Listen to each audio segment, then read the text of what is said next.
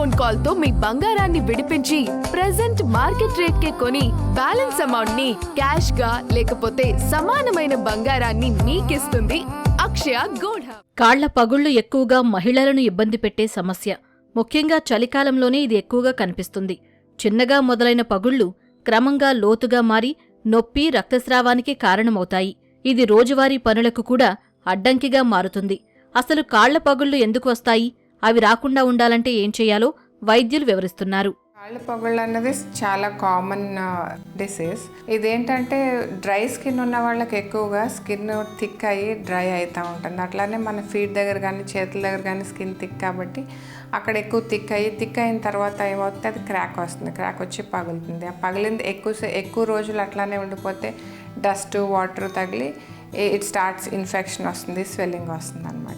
So what you have to do is dry skin dry అవ్వకుండా మీరు moisturisers రెగ్యులర్గా పెట్టుకోవాలి. తర్వాత పెడిక్యూర్స్ చేసుకోవచ్చు. అంటే ఒక 10 minutes అట్లాగా మీ కాళ్ళు వేడి నీళ్ళల్లో నానబెట్టి ఆ తర్వాత ప్యూమైల్ స్టోన్తో క్లీన్ చేసుకుంటే ఆ డెడ్ స్కిన్, డ్రై స్కిన్ అంతా ఊడిపోతుంది. ఆ తర్వాత ఫుడ్ క్రీమ్స్ ఉంటాయి, like squalane based, ceramide based creams కానీ ఆర్ నార్మల్ మన పెట్రోలియం జెల్లీ కానీ అప్లై చేసుకోవచ్చు. బట్ మీకు యూరియా 10% క్రీమ్ కనుక అవైలబుల్గా దొరికితే ఆ యూరియా పెడితే అది మాయిశ్చరైజర్ అవుతుంది, at the same time exfoliate చేస్తుంది, అంటే డెడ్ స్కిన్ తీసేస్తుంది అనమాట. సో ఈ రొటీన్ మీరు రెగ్యులర్గా ఫాలో అయితే యూజువల్గా రాకుండా ఆపొచ్చు. చలికాలంలో గాలిలోని తేమ తగ్గిపోయి చర్మంలోని తేమ కూడా ఆవిరైపోతుంది.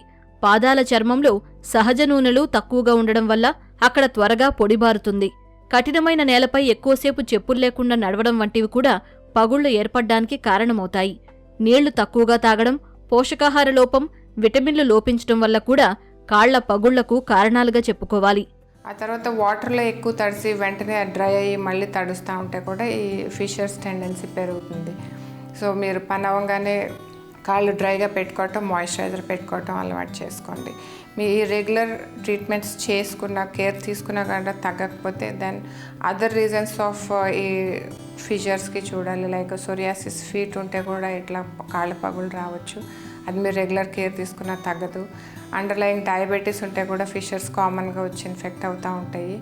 సో అట్లాంటి కండిషన్స్ ఏమైనా ఉన్నాయా కూడా మీరు చెక్ చేయించుకోవాల్సి వస్తుంది. సో రెగ్యులర్గా తగ్గకపోతే ఒకసారి డర్మటాలజిస్ట్ దగ్గరికి వెళ్ళి ఏమైనా అండర్లయింగ్ హెల్త్ కండిషన్స్ ఉన్నాయేమో చెక్ చేసుకుని ట్రీట్ చేయించుకోండి. షుగర్ వ్యాధి ఉన్నవారికి పాదాలు మరింత త్వరగా పొడిబారి పగుళ్లు వస్తాయి. థైరాయిడ్ సమస్యలు, సోరియాసిస్ వంటి చర్మ వ్యాధులు ఉన్నవారిలో కూడా ఈ సమస్య కనిపిస్తుంది. అధిక బరువుతో బాధపడేవారిలో పాదాలపై అధిక ఒత్తిడి పడి పగుళ్లు ఏర్పడతాయి. ప్రతిరోజు రాత్రిపూట గోరువెచ్చని నీటిలో పాదాలను కాసేపు నానబెట్టాలి. మెత్తటి టవల్తో తుడిచి కొబ్బరి నూనె, నువ్వుల నూనె, మాయిశ్చరైజర్ వంటివి రాసుకోవాలి. నీళ్లు ఎక్కువగా తాగడం, పండ్లు, కూరగాయలు వంటి పోషకాహారాలు తినడం వల్ల పాదాలు పగలకుండా కాపాడుకోవచ్చు.